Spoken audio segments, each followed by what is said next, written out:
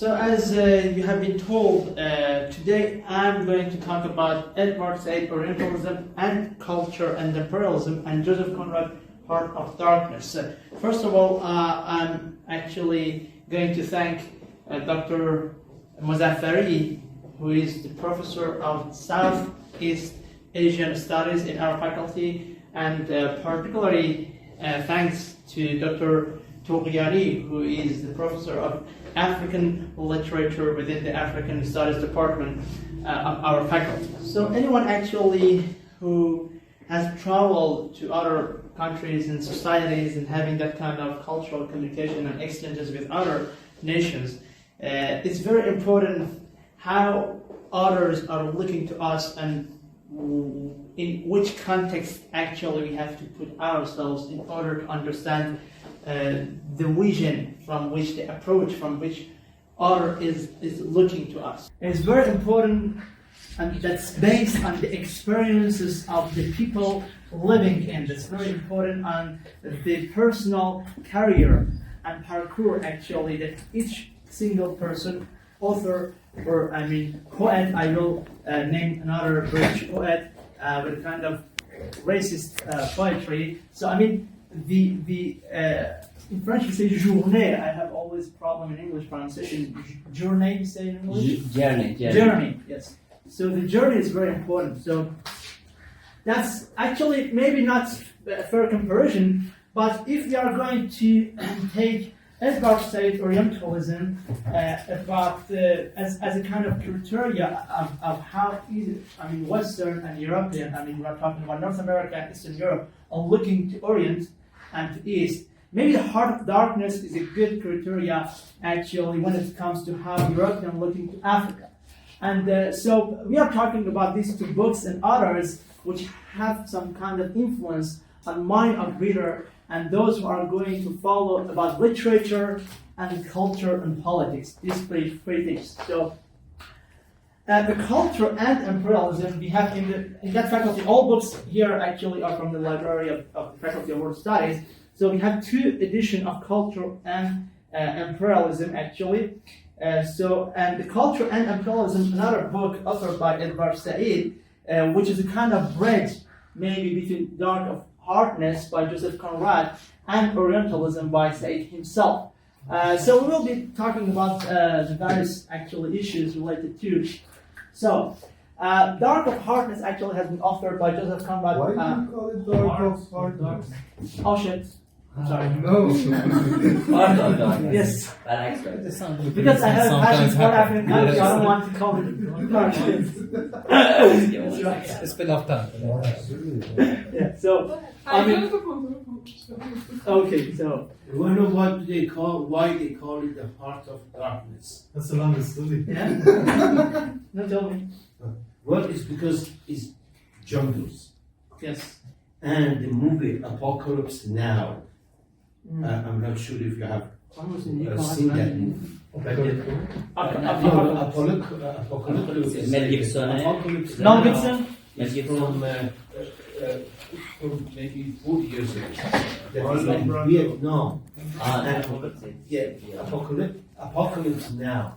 And that movie, it was all in the jungle, and it was based on this book. Heart of Darkness is exactly the same. Right. Most of the adventures is going to be happening in Congo Democratic Republic. That's why they made that base. Basically, he was imitating that movie. Okay, thank you. Heart of Darkness. That's what you mean. Yeah, exactly. That's actually a movie in the same year Iranian Revolution, 1989. Apocalypse Now. So that's a movie. Actually, Mr. Jawwood is an expert of American movies. On a daily basis, he's watching a lot of American movies. So we're actually going to come back to that. Is that the same year, that movie? No, Yeah, 1989. It's not the same year. So actually, the Heart of Darkness, thank you for your remark, actually has been authored by Joseph Conrad, a Polish-British writer, and then Orientalism, 1978, and then later Cultural Imperialism in 1993. So we have two Joseph. Have you ever heard about that man? Do you know that man? Or is that The Europe is the garden. the head of Others the high this is commission. jungle. Yeah. Okay, so we have two Joseph. We have Joseph Conrad, who authored actually the Heart of Darkness, not the Dark of Hardness, as he did mention very intelligently. And we have Joseph Conrad. And why I made that comparison, in order to know that idea still actually exists within the mind of many politicians and academicians in the West. Europe is a garden. We have built a garden. Everything works. It's the best combination of political freedom, economic prosperity, and social cohesion that the humankind has been able to build. The three things together.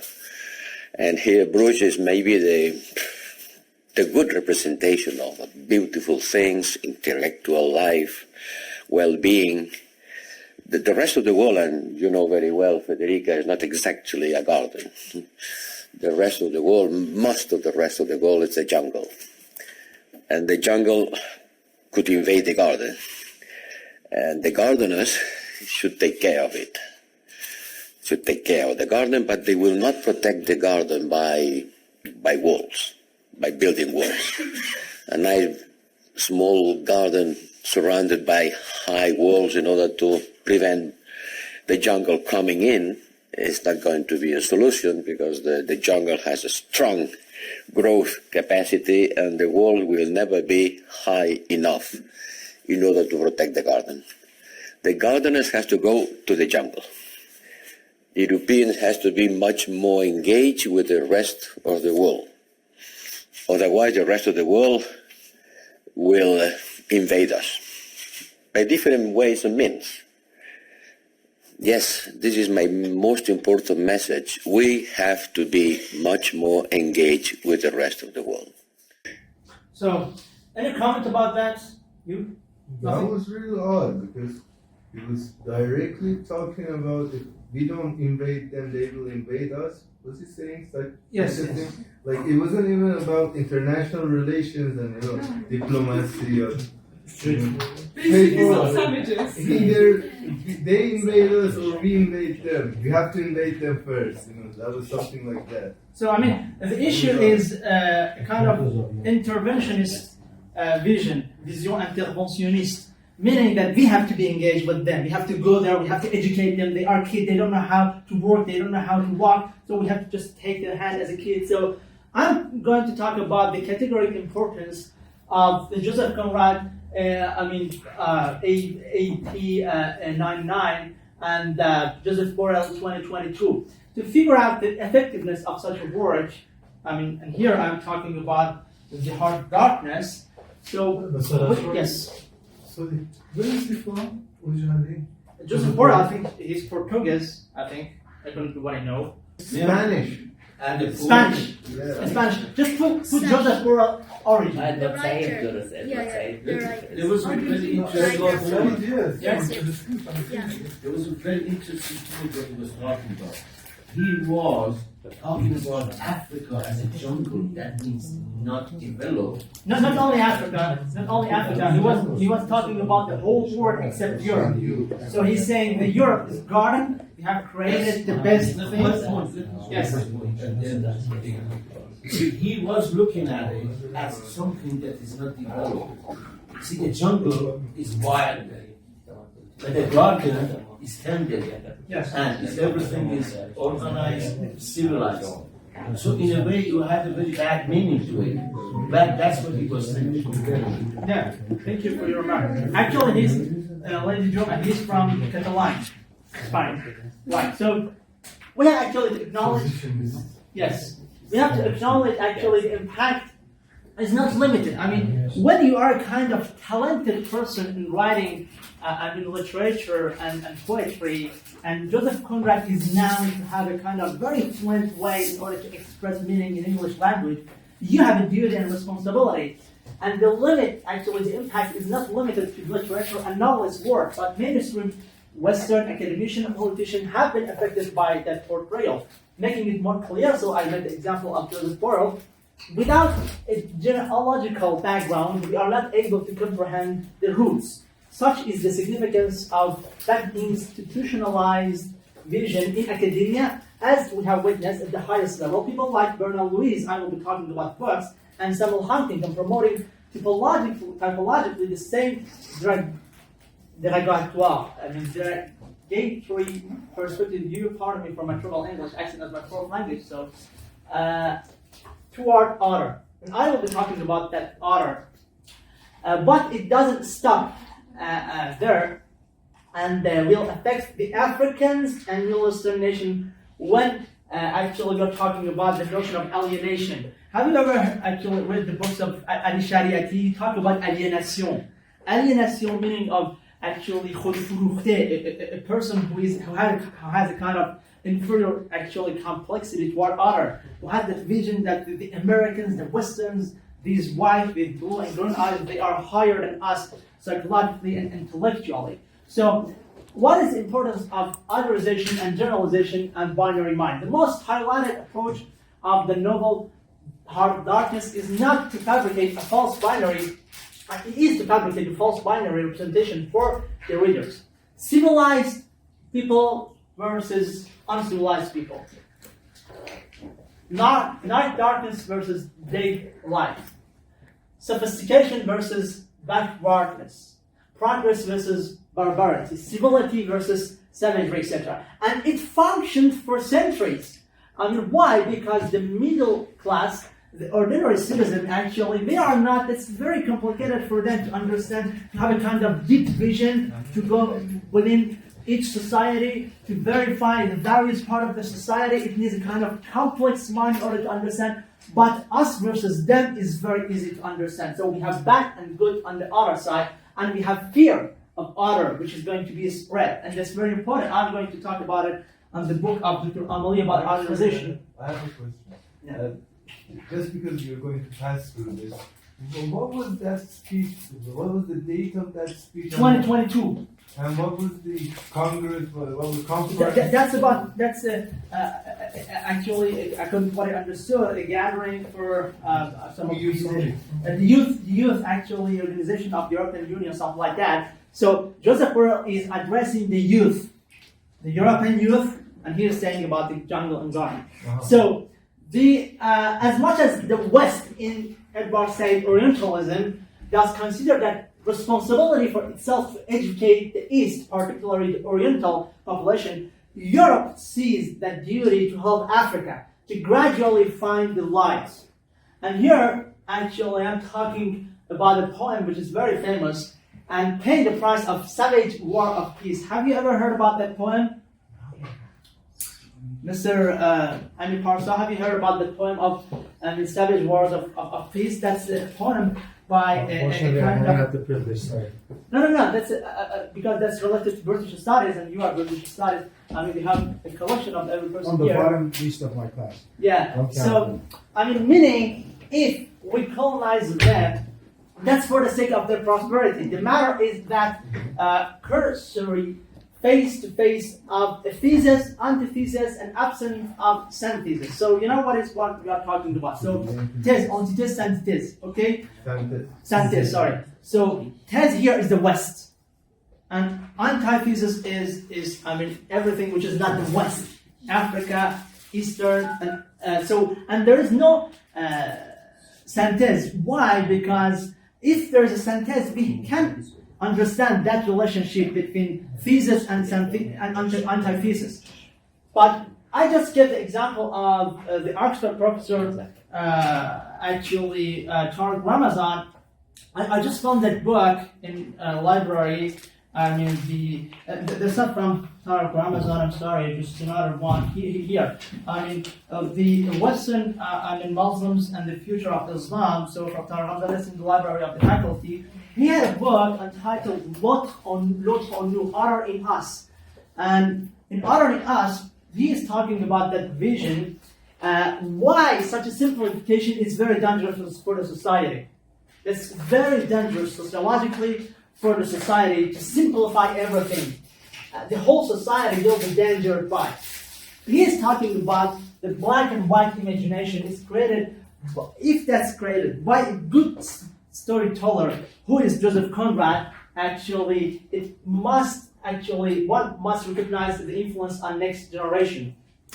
Just to so here, I mean the actually, I'm sorry, I just very short point. So when we are talking about Western, within English literature, we're talking about a native or inhabitant of the West, especially of Western Europe, and that's very important actually to mention when we are talking about the Westerns. And so here just a very short actual explanation about thesis, antithesis, and synthesis. So that one is a cartoon published by Judge magazine, and in which you see, so there's Uncle Sam, and that one that's British. What is I mean the icon for the British empire? Tom Sam. I mean as Uncle Sam in U.S. we have. Use Puck. Yeah, something like that. So I mean. So can I just add one sentence? Yes, sure. This cartoons, I think is that Judge magazine, it's an old magazine from last century, and he is depicting or showing there is a very important phrase. It's called white man burden. Yes, I'm talking about it. I'm talking about the point. Okay. The point is actually the point of keep playing. I'm going to talk about it. So. Rudyard Kipling, you mean? Yes. The West is the West. That's it. So here, the Thomas after you have the civilization, and you have the UK and the US, and they are somehow tolerating. I mean, John all Bull. pleasure. I'm sorry, John Bull. Yes, John that's Bull. it. Then John Bull. That one is John. That's it. Yes. So And that's they Uncle are Sam. exactly Uncle Sam. So they are just actually accepting all the problems from Eastern, from African, in order to educate them. Okay. Here you see. I mean, the Cuba. I have just written here. I mean, the names on that cartoon come back to a century, more than a century ago. Cuba, Hawaii, some other country, Philippines, and okay. Is it touch? Oh my gosh! How sophisticated is our faculty? So, and then we have Zulu. I mean, African Zulu people, China, India, Sudan, and Egypt. And so here we have cannibalism, slavery, cruelty, and actual ignorance and brutality and superstition, and so oppression, barbarism. Meaning that even if we are going to harm them and hurt them, that's for the sake of their prosperity. So that's the poem I have been talking about, The White Man's Burden by Rudyard Kipling. And so they are, he is actually giving, sorry, just to make you laugh, because my very bad pronunciation. No, it's okay. It was about the white. Oh, you are a laugh person, that's fine. I'm a laughing person about white is, It's a good sense of it's white man. Okay, so Body language. actually, if you read the whole poem, and so once again, it's the same year of the cartoon. Oh my gosh! So and that's amazing how that poem is going to put the words together in order to create an image of honor. No, That's it. Yeah. No, that's very Maybe they just So don't much watch it it. gets far. Okay, good. So Let's the not book, overuse it. yeah, it should be. So the book of Tarek Ramadan, L'autre en nous, honor in us, is talking about the equality, liberty, humanity, reason, emotion, the memory, and having some dots. Talking about various type of generation and philosophy. So meaning that there is no kind of binary vision, us versus them, bad versus good, civilized, uncivilized. But they're talking about that kind of negative mirror. So in that vision of binary mind, we have a negative mirror. Everything which is other is a kind of negative mirror of what we are. And in order to define us, we have to define them in order to have a kind of self-confidence. So Professor Tarek Ramadan is talking about differences and fears in order to understand that particularism. And he is saying we have to get out from our individualist prison. And we have to taste actually the integration in order to question other, in order to understand it, having a kind of constructive critique and a complexity in order to actually understand that interaction with the other. And then he's talking about navigation, toward the other in order to understand his word.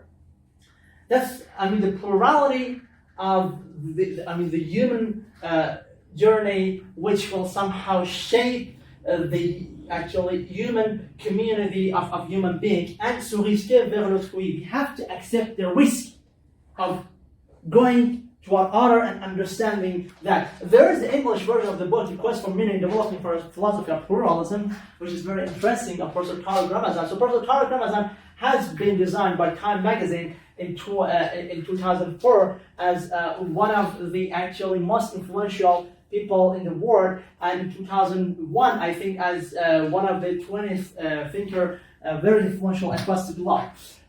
So now, very interesting, another book from Dr. Amélie. Actually, I didn't quote him because he's the head of the faculty. I did quote it because the book is very influential. And the book is talking about American exceptionalism, Eurocentralism, and otherization of Muslims. And the publisher is a very important publisher. A Japanese high-level academician founded Algorithm. And we have to quote about the book of Dr. Amélie from the University of Mexico and Berkeley, California. So Professor Gross Fullage talking about Said Amélie takes a long durée perspective to deconstruct major myth of Western modernity by going back to the history of Andalus and Crusades, to the conquest of the Americas, in 15th century, the invention of the myth of European origin in Greek civilization. So if you are paying attention to the words, he's talking about the myth of Western, that the whole world has been created from Greek. In 18th centuries, the Eurocentric structure of knowledge of the modern world, all the way to the Orientalist narratives of recent war on terror. So what was the three? I'm sorry. American exceptionalism. So this American exceptionalism, Eurocentralism, and otherization of Muslims. Orientalization. Otherization. Okay. Digasozi. Okay. So as Dr. Amélie is a Muslim, according to what I know, so he actually talked about the problem that Muslims had in Western Hemisphere. According to that professor, they are very. These two academicians are very famous. One, I have been googling about them. A very famous article, scholarly. That professor of the University of Mexico talking about anybody interested in the past, present, and future of North-South global structure of domination and responses given by theologies of liberation must read that book. So, the next actually topic. So once again, the critics on the heart of darkness of Joseph Conrad, various actually famous experts of literature have been writing various types of critiques on Joseph Conrad's Heart of Darkness. I will be focused on just maybe two of them, Edward Said and Chinua Achebe. So, talking about that, the others are very famous as well. If you are interested, you are passionate by literature, you can Google and read what they have been reading. So, let's take the example of Achebe and Edward Said. So, Chinua Achebe is a very famous Nigerian, actually, poet and novelist. Very famous, actually, book, very famous novel by Chinua Achebe is The Things Fall Apart. Very among the maybe bestseller of African novelists. And he wrote an image of Africa, racism in Conrad's Heart of Darkness. So if we just make that two examples between Edward Said and Chinua Achebe, we can understand that Edward Said, Palestinian American literacy critique, nothing but the origin can give us an understanding. So we are talking about the Heart of Darkness, one coming from the heart of Africa, another from the heart of Middle East. That's certain actually that Chinua Achebe can feel that humiliation toward Africa much more than Said, because sometimes Edward Said in culture and imperialism, in which actually he did mention, once again, there's two versions of it. he did mention that Joseph Conrad, Dark of Hardness, as a kind of very influential and strong and powerful piece of novel. That's a short novel, I mean maybe 60, 65, 70 pages. So he can feel that humiliation much more than Said, who at some level actually interprets Conrad's narration as if it was the norm at the time to have such a vision based on his Polish-British background. Actually referred to the quote of Trevor Roper. So who is Trevor Roper? He's an iconic historian, British historian, and professor of Oxford University. Can you believe, such a word came out from a professor of Oxford University and a very famous UK historian? Perhaps in the future, there will be some African story to teach. But at the present, there is none. Only the history of Europeans in Africa. The rest is darkness. So, we are talking about an Oxford professor. We are not talking about, Joseph Conrad. He said that in the late 60s. So, have you ever heard about any African empires? Like other than Ethiopian. Ethiopian, Malian, some others. Egypt. Yes, Egypt. so, Ghana. Ghana Empire. Aztec. What are they? Aztec, I think. Yes. The issue is, and I will be quoting Edward Said, before Europeans now had to travel from one continent to another continent, the Africans and Arabs, they have been interacting with each other. Actually, in 1969, he repeated his contention by putting the label of unhistoric on the whole African continent, actually. So another critique, once again, is Harold Bloom. But before that, the last part about Chinua Achebe, the Nigerian poet and novelist, is that he believes there is something more than a kind of simple and unintentional lack of actual knowledge and information in the whole picture Conrad is painting of Africa. A type of wheel. He is doing that willingly. Okay, that's not only because he's born in a kind of racist society. No, but he is orienting something. While he accepts the author talent in writing short novels, Achebe insists on the magnitude of bombardment of emotive words on reader's mind. And once again, it's important when you are actually reading a kind of short novel, how the reader mind, and I'm going to talk about another book, how literature actually can affect the mind. So that man, another famous critique, he has a very beautiful interpretation about Joseph Conrad. He's talking about Joseph Conrad's usage of metaphor, while he believes the fact that writer condemned on one hand imperial atrocities and on the other African inherent darkness. So, as Joseph Conrad, I'm saying the imperialism is very bad, but I am saying that the Africans need that imperialism to educate them. So, and he's talking that atmosphere position the reader in a kind of unease and create an ethical challenge in a moral ambiguity, while the author insists on the power of symbolism. So, I just if you are, that's not too much.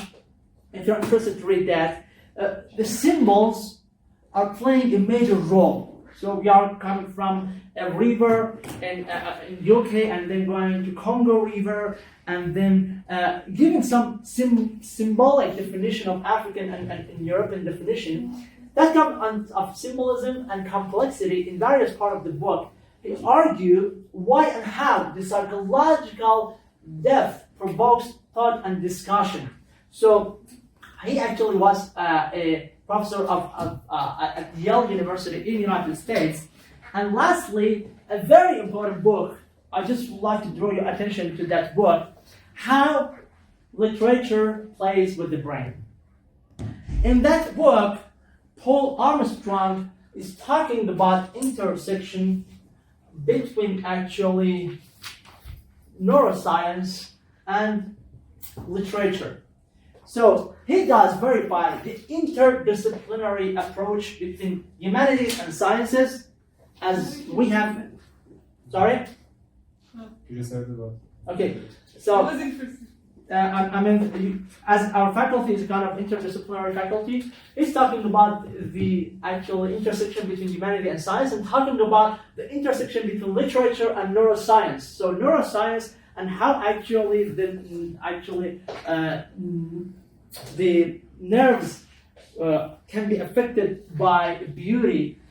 He as well focused on how emotionalization, yes, can affect the neural mechanism and how the brain reacts to beauty when the work creates aesthetic pleasure. Mentioning the importance of memorizing procedure and how literature may culturally indoctrinate ideas to reader mind. It also insists on the significance of poetic narration when it comes to influencing reader mind by different style, genres, and themes. So he, by the way, was a professor at Brown University. He as well has a very interesting book, Stories and the Brain, and how they can actually interconnect with each other.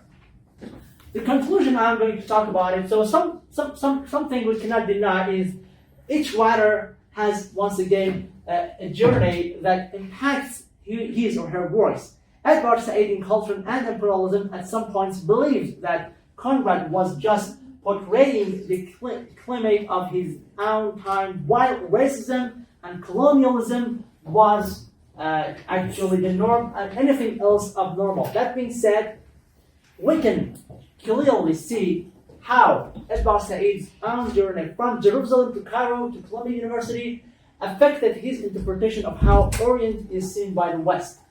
But the conclusion of that, Joseph Conrad Dark of Hardness, is... Why?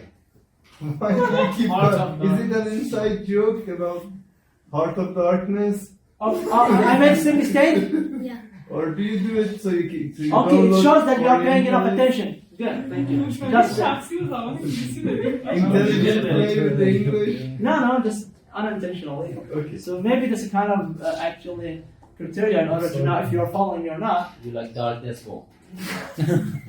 So in the conclusion, we actually, some may say, producing such a novel at the time of Conrad, once again, it's very important which time we're talking about, was a kind of audacious, and if we are honest and fair, we must confess that he has also been criticized for exposing some dark side of colonizers and colonization, while reader cannot really, as we say, he puts reader in a kind of unease. Reader cannot easily distinguish if that hatred of author, African, coming from author, Joseph Conrad Mine, or, was only the atmosphere of that era in which book was written. We can conclude the essay by saying there is a historical responsibility if we are talented in literature and emotionalizing reader with our words. Therefore, we should be careful not only with the big picture and imagery we made for reader, but even with details and how we describe the smallest matter in our mind, which can undeliberately affect reader mind. Some people consider that crucial beauty, and some others, like Jean-Paul Sartre, create works only to be memorized, mentioned, referred to in history. Particularly when it comes to literacy power, we have to be honest with ourselves before entering into the reader's understanding galaxy. So we have covering of Islam, covering Islam from Ibn Said in 81. There's some word that you use, I missed actually. Yeah, Orientalism. Yes, something is missing. Whole mind is missing. So this year 9. So in 79, the same year of Iranian Revolution, the question of Palestine has been authored by the same author, and in just the year before that book, Edward Said wrote Orientalism, and that's why Ed Said himself, he entitled that as a kind of trilogy. He is saying, I wrote that trilogy, kind of 3 books together in order to make a actually general image of how East is seen by the West.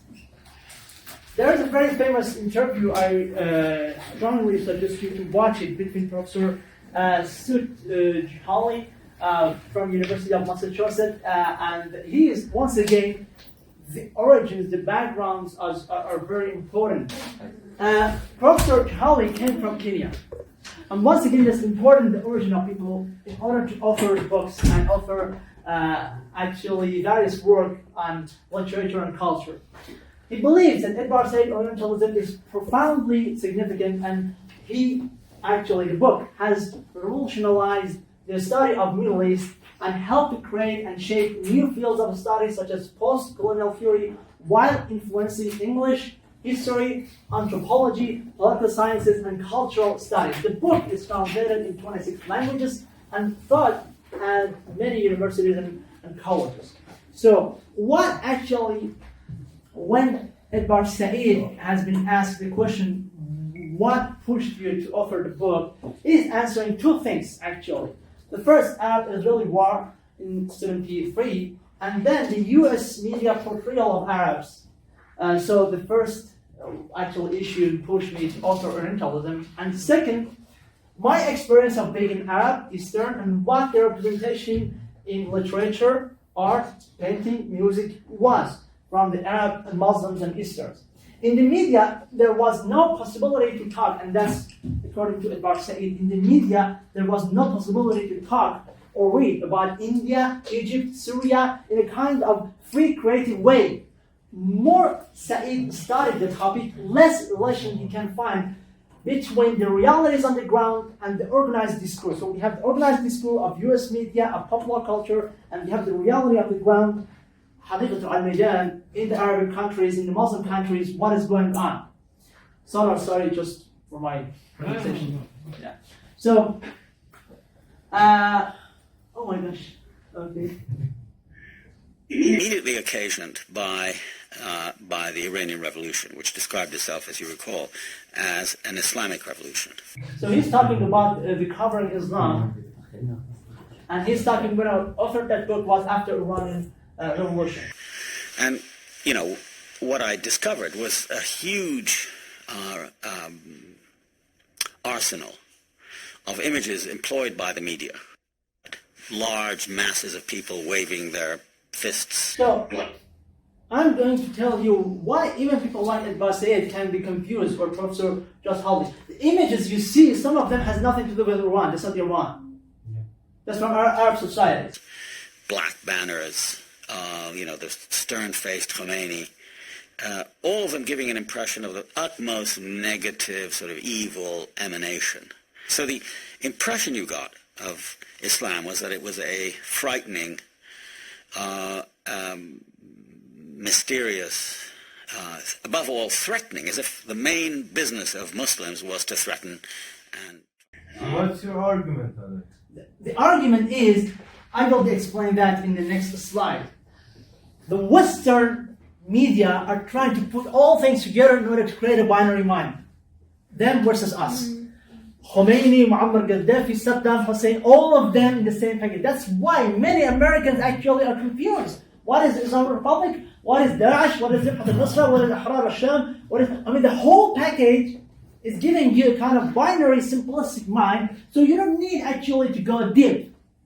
So, Edward Said is saying UK and France actually had colonies in North Africa, in Asia, in Algeria, North Africa, Indochina. They had various types of actually archives and several hundred of years of direct experience. That's why the British and French vision toward Orient, toward others, is somehow different from American one. But the US had much less direct experience. We had no American full occupation or colonization of Near or Middle East. American interpretation on Orient was based on abstraction, intizai, not kind of direct vision. US Orientalism was very politicized because of Israeli actually existence, creation of a self-declared Jewish Western state in the Middle East of Islamic Oriental world truly affect US vision of Middle East. Israel saw and still see, and the words actually I'm reciting for them. is Edward Said direct words. So we are living in 2023. We are living after what happened in Gaza and currently in Israel. But he's seeing Israel, some still see Arabs as enemy, and it influenced American Orientalism. The idea that Hamas terrorists on West Bank are just interested in killing Jewish children, while we had 30 years of Israeli occupation that no one talked about in US media, which was the longest occupation of the century. And the general impression actually in US popular media was that the only problem is Israeli security. The problem is actually we don't use the same phones in my computer than here. So if I can, there's, okay, so, John. I'm sorry, I just got lost at the end of it because we were talking about Orientalism and suddenly it shifted to Hamas. So I'm sorry, I'm trying to catch up. Okay, so Edward Said came from Jerusalem. Yes. Has been educated in Cairo, is a professor of Columbia University. As an American Palestinian, he is much more focused on Palestinian-Israeli conflict. And he is very known for his pro-Palestinian and anti-Israeli position at Columbia University.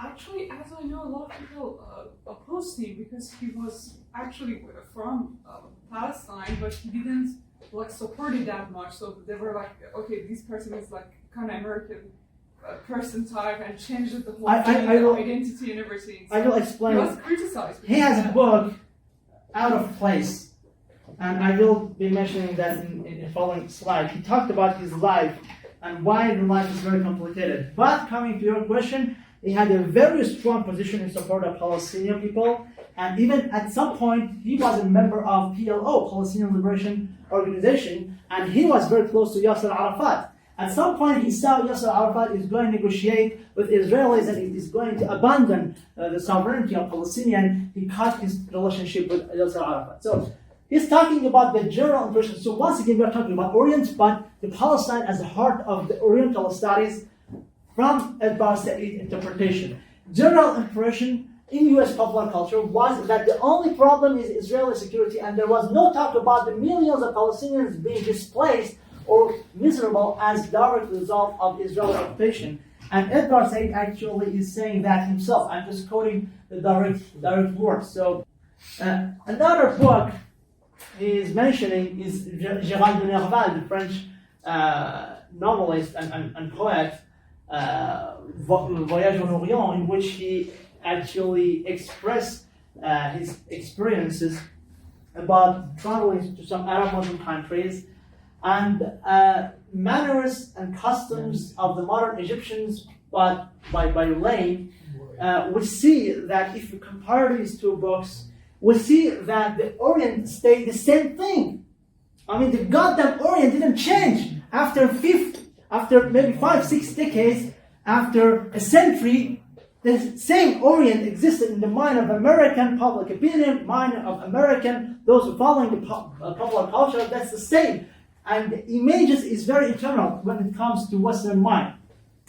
He actually wrote The Covering Islam in 81, and then after 60 years, he somehow re-edited the book. As you see, there is a new cover, and he see in the whole during of these 16 years more binary image and more kind of irresponsibility from the journalism when it comes to receiving images from the Muslim and Orient.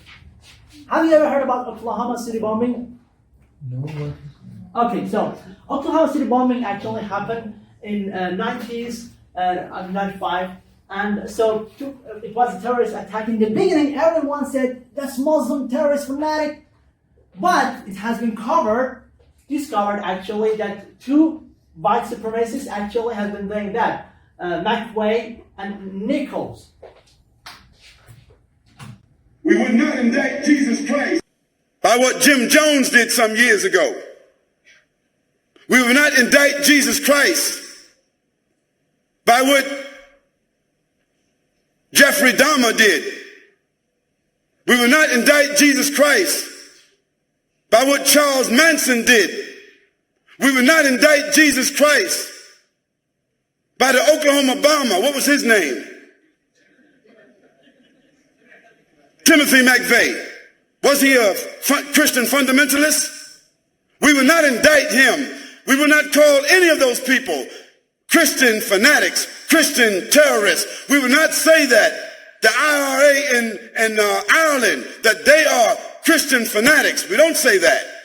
So how do we say Muslim fanatics, Islamic fundamentalists, Islamic terrorists? Now, if somebody who's a Muslim doesn't act that way, if a Muslim acts as a criminal way, what are they? They're a Muslim criminal, is that correct? If a Christian doesn't act the way Jesus Christ spoke, how he lived and his message, if a Christian commits a crime, what are they? A Christian criminal. A Jewish person commits a crime, what are they? A Jewish criminal.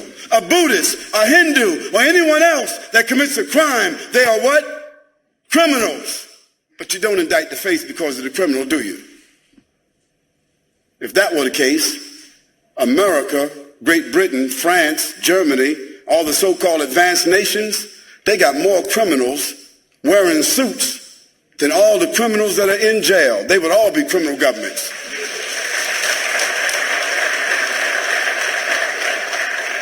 So we are talking about how Muslim and Christian are fanatic or not. Never the same generalizations were made, let's say, about the Oklahoma City bombing, that this was a Christian fundamentalist, etc., etc. But the Islamic Jihad had come to America, and you had these scenes of the most irresponsible journalism, where you'd see people talking in Arabic and then a voiceover saying, and they're discussing the destruction of America. Whereas if you picked up a little of what was being said, if you knew the language, it had nothing to do with that. If you knew the language, the Arabic language, you understand that none of what he's saying is related to terrorism or will destroy America. But the journalism actually is saying that they are going to destroy Islam, and the teachings of Islam became synonymous with terror and the demonization of Islam. And Khomeini, Muhammad Ghashghavi, Saddam Hussein, put it all in the same package. Okay? So, because it's very easy. Yes, please. Thank you, Mr. Ghashghavi. I appreciate your effort. It was very important. Thank you for your participation. Thank you, Dr. Muzaffari, for giving me and inviting me. Thank you for honors, respecting you while he's asking questions. Also, thank you for your hospitality and everything. So, my question for you as an activist is, do you think the paradigm shift from dialogue to weaponry and militarism, especially in case of Palestine, has had anything to do with the negativity that's coming from Western communities towards the issue focusing in the Middle East? It doesn't work anymore. I mean, the reason is 500,000 people who came to the street in London at the same time, simultaneously in Scotland and Ireland, people come to the street. Why? Because they know more. I'm sorry, because when you're laughing, you are just putting a lot of, not pressure, but I am just losing my control on my lecture.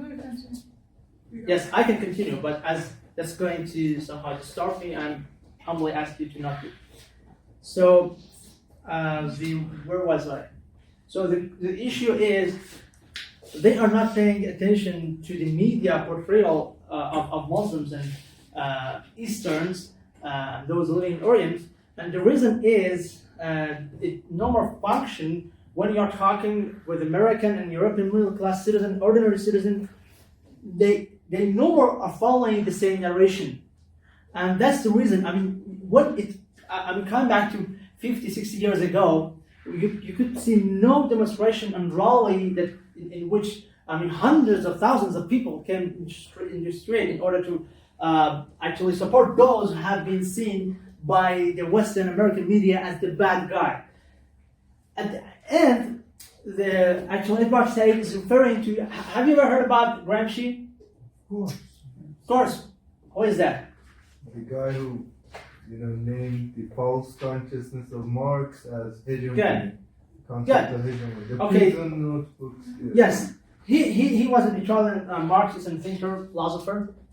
And so that's actually notes he has been authoring, while in prison. Edward Said is talking about Gramsci's actually quote, and history has left us in an infinity of traits. The task is to compile an inventory of the traces that history has left in us. So, once again, that's about the prison notebooks.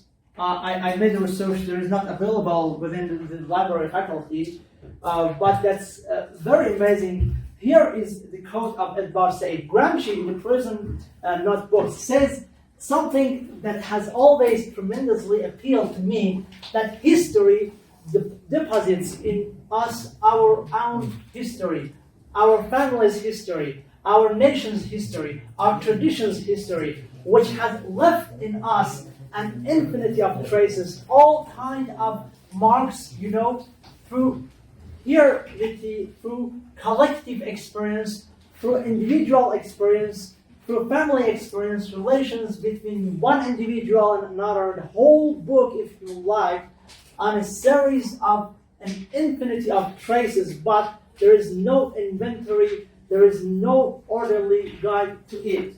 And he would like to finish Edward Said by saying, what is the human task? The human task is actually, according to Edward Said, to transfer itself from one unitary identity to an identity that includes the other without suppressing the differences. As you may now we have that Quranic verses, وَجَعَلْنَا شُعُوبًا وَقَبَائِلًا لِتَعَارَفُوا, and we made you into nations and tribes that you may know one another.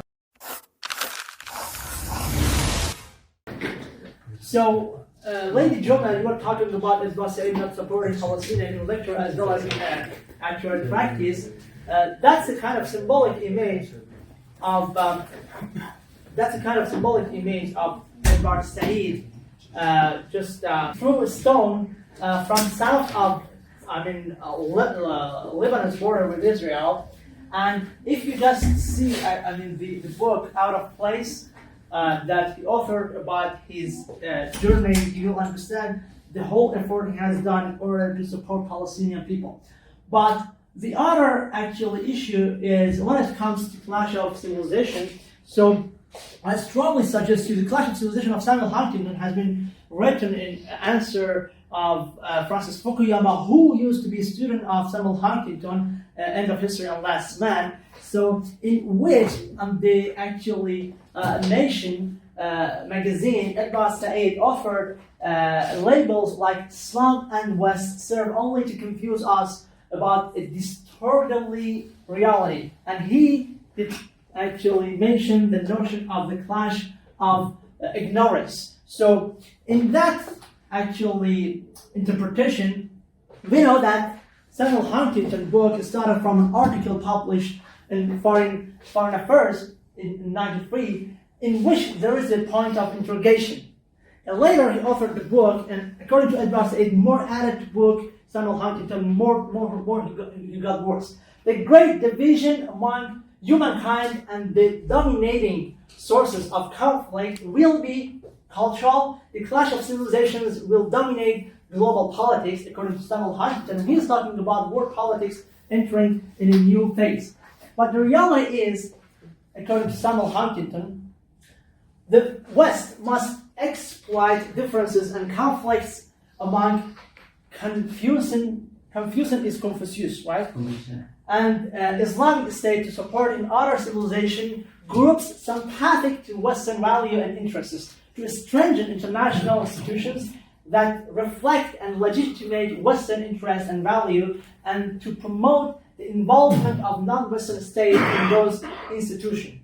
According to Edward Said, there is a real clash between West and non-Western, and West is a nuclear in which all the other civilizations are actually turning as a kind of orbit, and he is suggesting a kind of interventionist attitude toward others, which is non-Western world, and other civilizations necessarily clash with the West. Conflict between civilizations will be the latest trace on evolution of conflict in the modern world.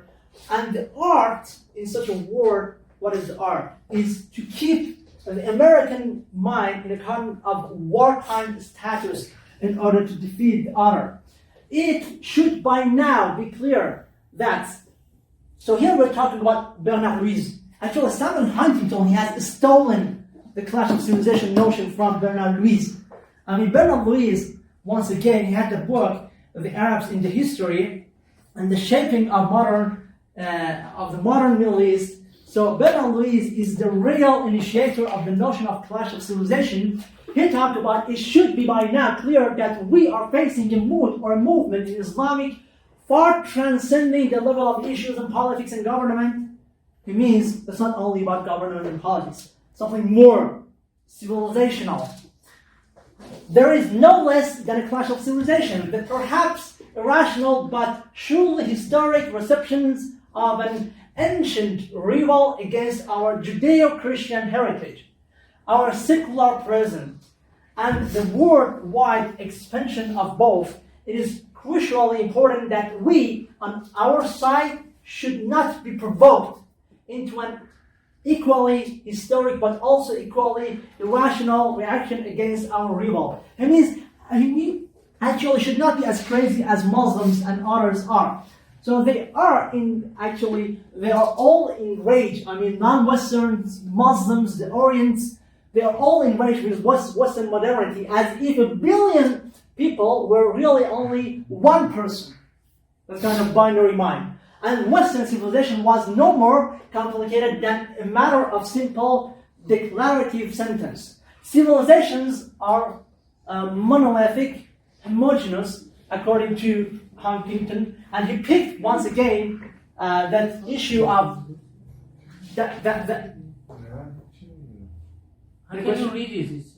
I'm sorry, my bad presentation. I'm not good at PowerPoint. I mean, Dr. Adam Ahmadi pushed me last year to work on PowerPoint because I was doing all my presentation on PDF. I'm thankful to him. So what you are saying, that's no, because you're complaining about the background. I know, it's not clear enough. I'm sorry. So he picked the notion of clash of civilizations from Bernard Lewis and on changing character of duality between us and them. For far from being an arbiter, so here Samuel Huntington with Clash of Civilization or Bernard Lewis, they are not arbiter. They have actually a kind of side. They took their side, like actually Lewis. Huntington doesn't write neutral, and he doesn't have a kind of objective description. Huntington is a partisan of Western civilization, so-called, an advocate of the civilization over all other civilizations. And he has kind of very reductive definition of Muslims and Easterns. Is it what most matters about it? Is its supposed anti-Westernism. I mean, it doesn't matter to him that Muslims have other things to do than to think about the West with hatred. But you get the impression that that's all they're thinking about, is how to destroy the West, bomb it, and destroy the whole world, really. This part, Lewis tries to give a set of reasons for his definition that Islam has never modernized, that it never separated between church and state, that it has been incapable of understanding other civilization, all of them, complete untruths.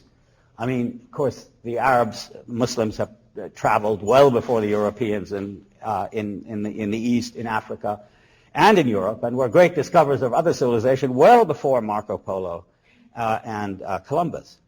But Huntington doesn't bother with any of this. For him, Islam, Confucianism, and the other 5 or 6 civilizations, Hindu, Japanese, Slavic Orthodox, Latin American, and African, that still exist, are separate from each other, and consequently, potentially in a conflict which he wants to manage, not resolve. He writes, therefore, as a crisis manager, not as a student of cultures and civilizations, nor as a reconciler between them. So he's saying Samuel Huntington is not actually a crisis manager. He actually took his side. That's the most thing.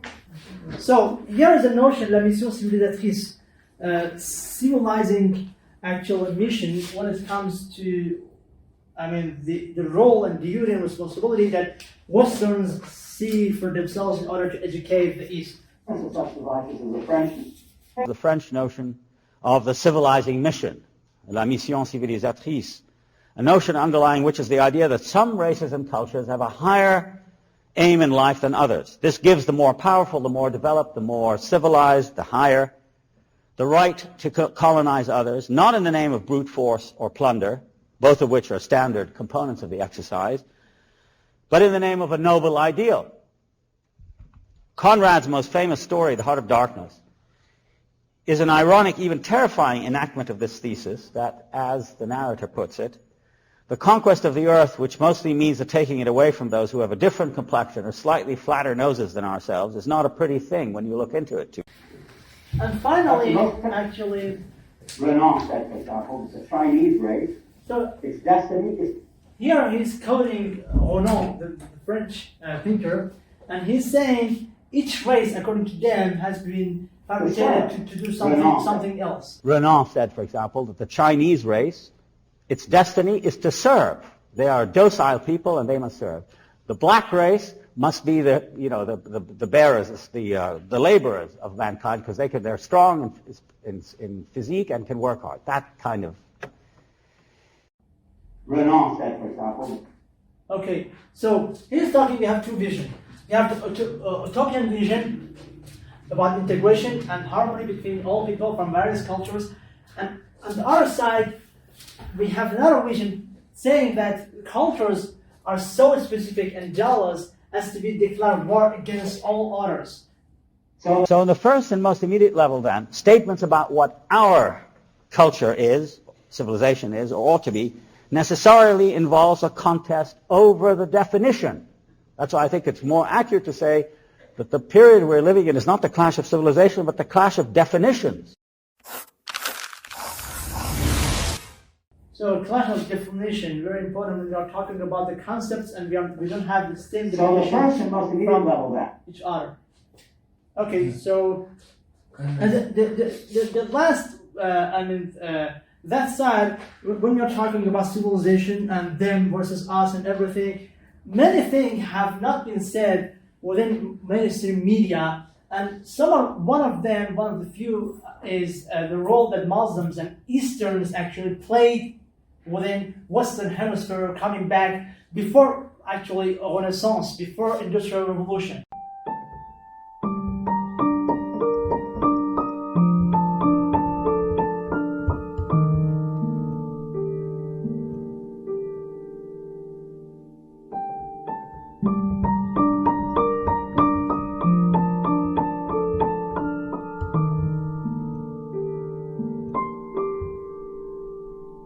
یه کار اسلام در ایتالیا بود. بله.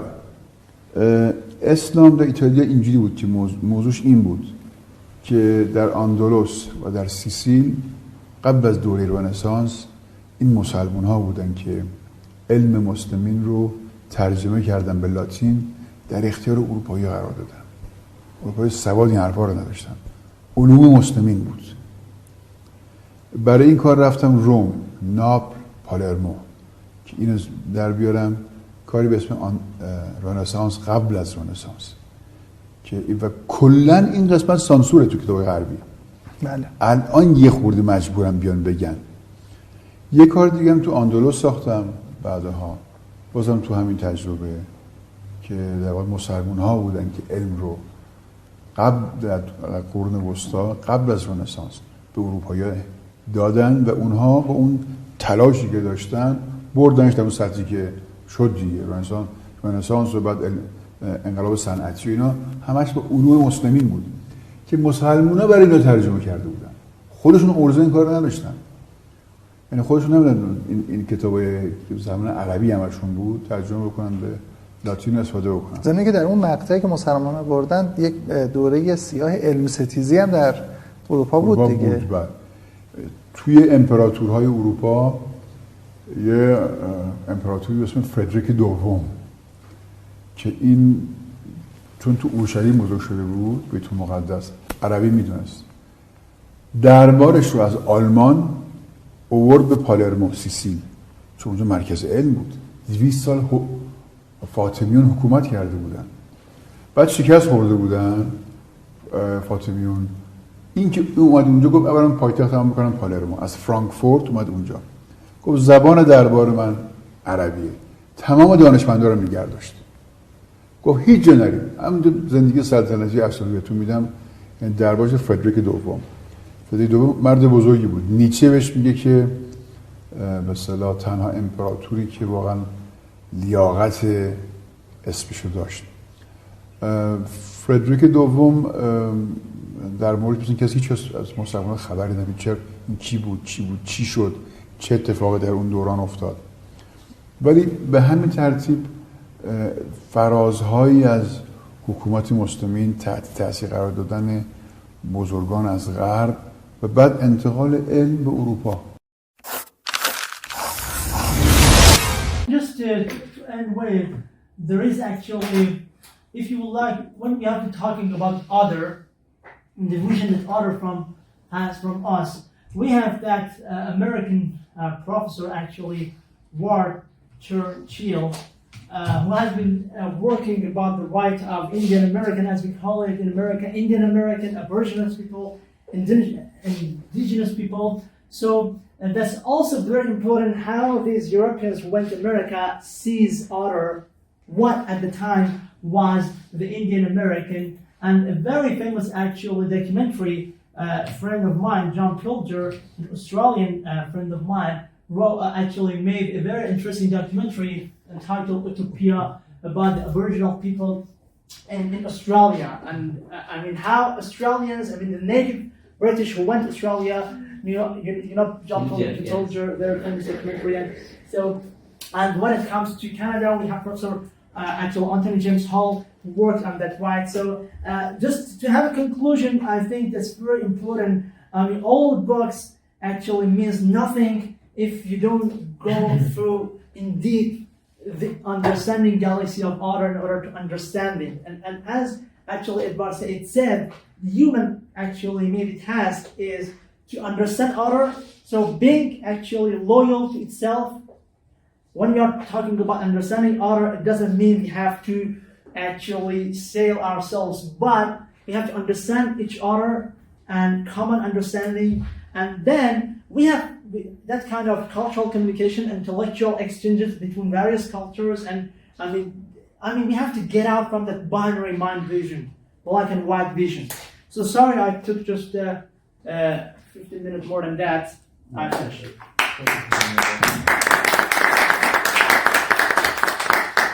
Just to say that we have various kind of orientation, actually Oriental studies.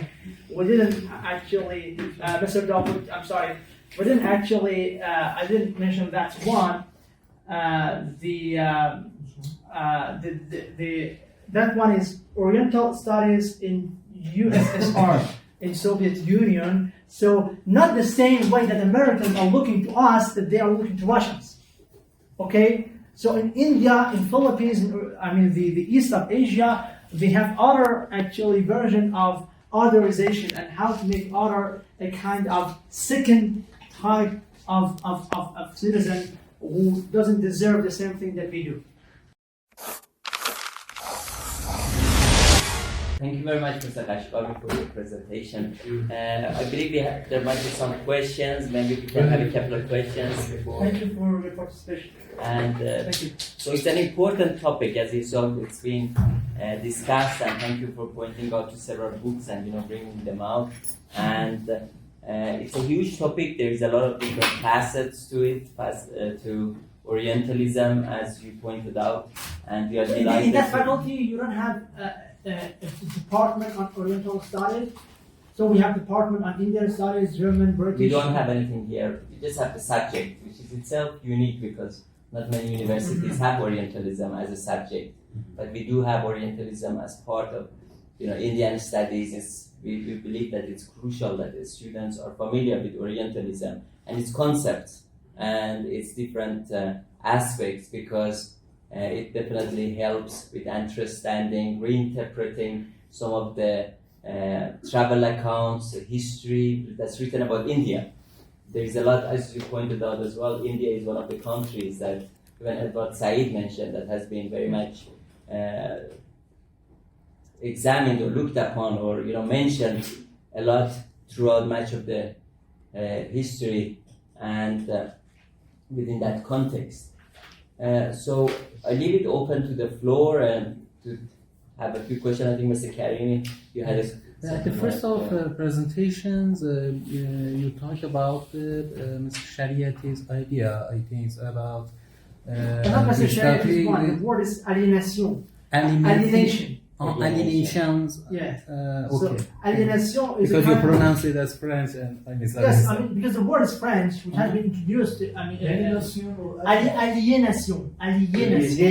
Alienation. Yes. Alienation. Alien. Have you heard of alien? Like the alienation okay, in English. Alienation. Alien. Alien. From the sky. Uh-huh.